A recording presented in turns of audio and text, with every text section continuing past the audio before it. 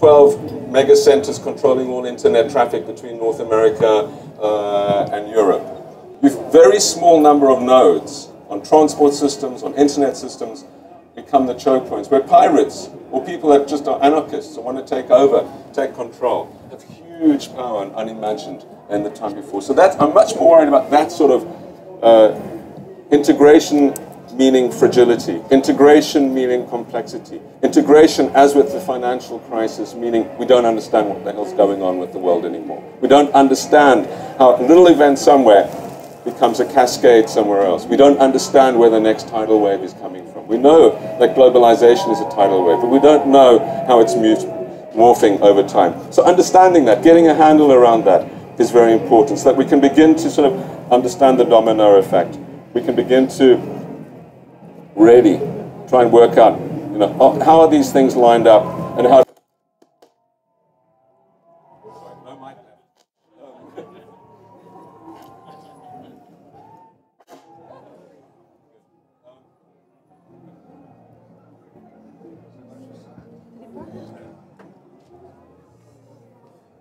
This is a very good illustration.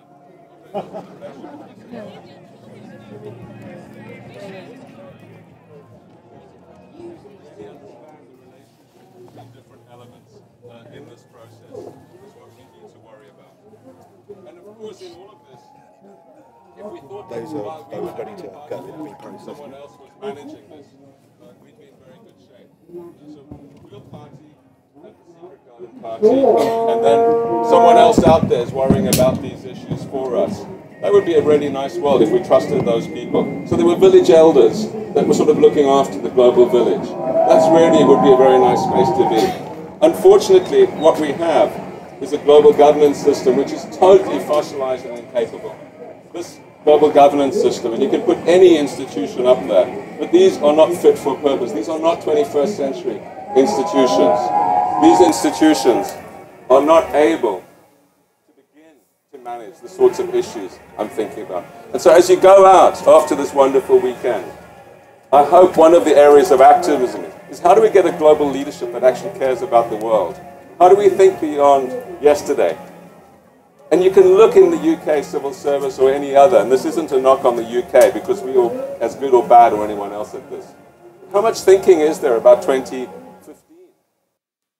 Or 2020 or 2030, let alone about 2050. And if you go to the global meetings, and I've spent a lot of my life in meetings of these organizations, how much discussion is there that isn't about how do I get on the front page of my paper tomorrow because I've got an election next week, but really about the world in a collective sense. And the thing that I find most disturbing of all the different things that I've put up is that this is where the vacuum is. There's a vacuum of global leadership. There's a vacuum of responsibility about taking the world forward in a collective way that has all of our interests. And so we have to recognize there's not some group of elders out there that are going to solve these problems for us. It has to be us. You have to go out of the Secret Garden party with the feeling, you know, if I believe that these are important issues, I'm going to do something about it myself. Because there's no other group that's going to do it. Becoming active, taking responsibility, that's how the future gets shaped.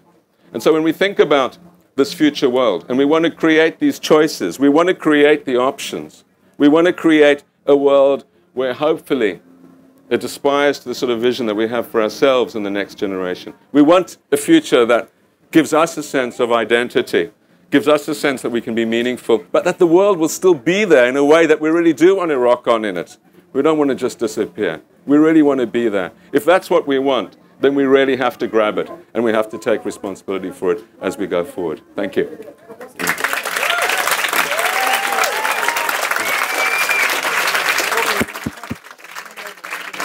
Well, massive thank you to Ian Goldin for coming down from the 21st Century School at Oxford.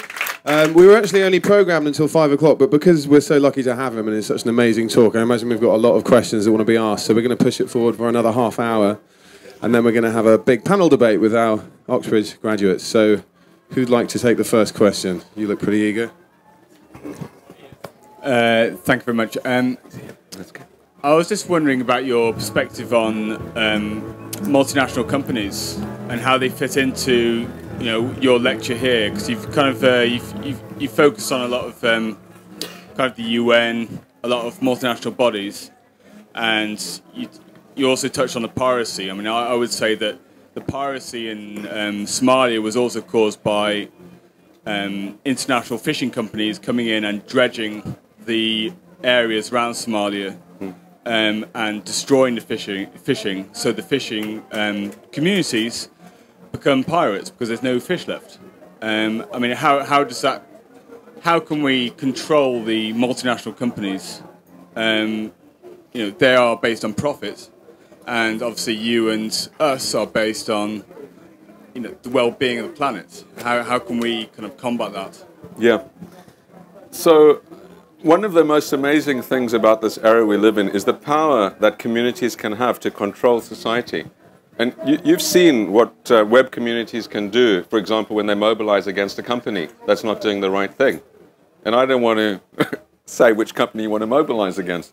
But there's communities out there of people who feel strongly that a company's not doing the right thing, whether it be about child labor in Vietnam, or whether it be about oil slicks in some part of the ocean, or whatever it is. And they form boycotts, they form pressure groups, they form information systems. And we've seen that around the banking bonuses as well.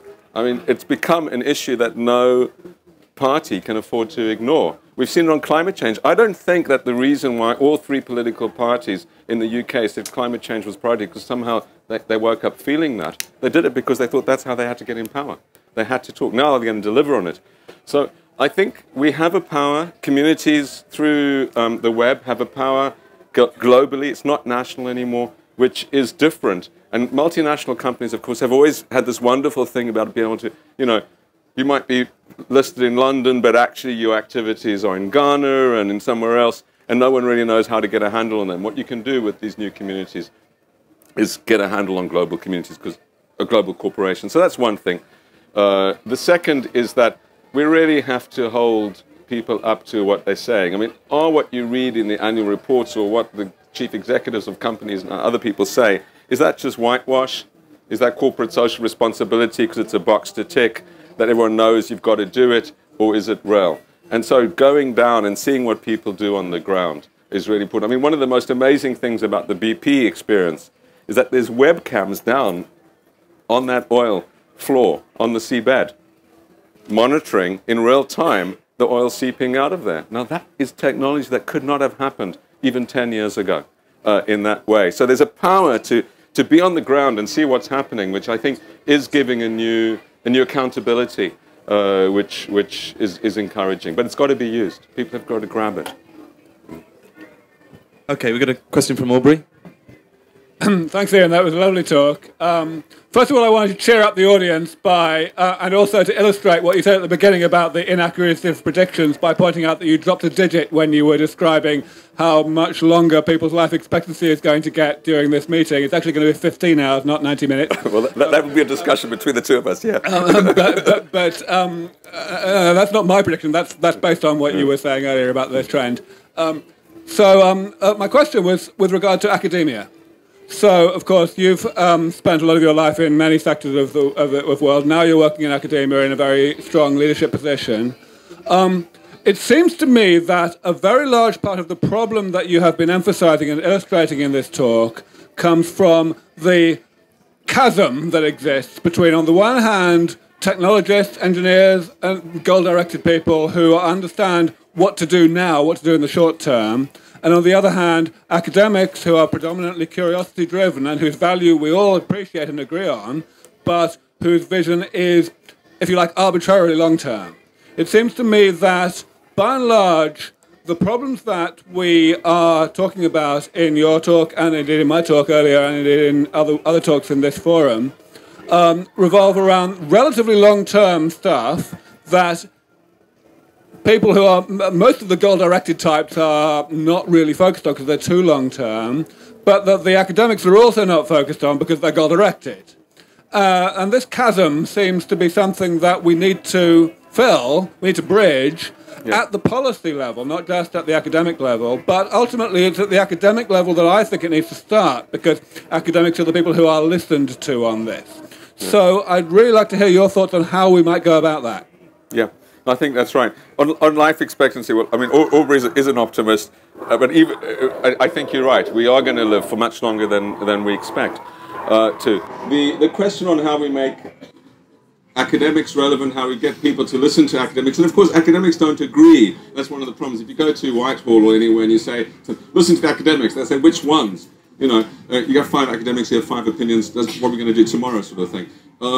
So one of the things, and let me just give a plug for the 21st Century School now, one of the things that we've realized is that problem. So we have a number of ambitions. One is to do groundbreaking work, but the second is to have an impact and find a transmission belt between the work and the real world. So how do you distill the policy juice out of academia and put it into a form that is usable by other communities, not only policy makers, but ordinary citizens? How do we get a website up that's actually really interesting and helpful and useful for people as they go about their lives? I think different things are necessary in different teams. This stem cell work, for example, or the genetic work, is fundamental research. And people often say, look, you know, give me 5 years or 10 years and I'll give you something useful. And that's fine. But other people in the teams are able to translate and say, well, you've got to think right now about the ethical issues that come out of this. So building multidisciplinary teams of ethicists, lawyers, and others that work with people, I think, in the immediate policy arena, support a very difficult conversation, and one that divides scientists, of course, is are there some doors you don't want to open in science? I mean, that's a really important discussion. Are there some things that are so potentially dangerous that you just don't want to go there? Now, scientists don't like that, of course. They want to, you know, if there's a hole in the dike, they're going to put their finger in and dig, because that's what the nature of the beast is. And that's a discussion we also engage in. Are there some things that we just think we don't want to get to yet, and we should tell policymakers that? But that's a really important point. Yeah, great. Ian, great. It's lovely to have you here. And I think it's fantastic to have a lecture that includes slides about Italy's demographic pyramid when there's people with rabbit ears. So that's all great. Trouble is, I'm not sure why we should trust you. I mean, there's an obvious reason why we should question trusting you. You're a man that talks about frontiers technology. You can't really use his own slideshow.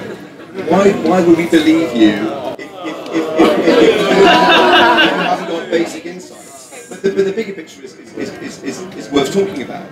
You trash the governance authority of the institutions you spent your entire job working for. How did you manage to spend your entire career working for World Bank, EBRD, African Development Bank, you name it, and somehow only discover when you retire from them that they're so awful? Yeah. So I have 2 questions for you. Firstly, what happened throughout your entire career that you couldn't identify them as the global village idiots, or at least a member of that community? And what are you doing now to actively engage with their power structures that are still in place? It's all very well saying they're passé, but they're still there. Yeah, I mean those are all good questions. So I think they have the same answer. The reason I couldn't get the technology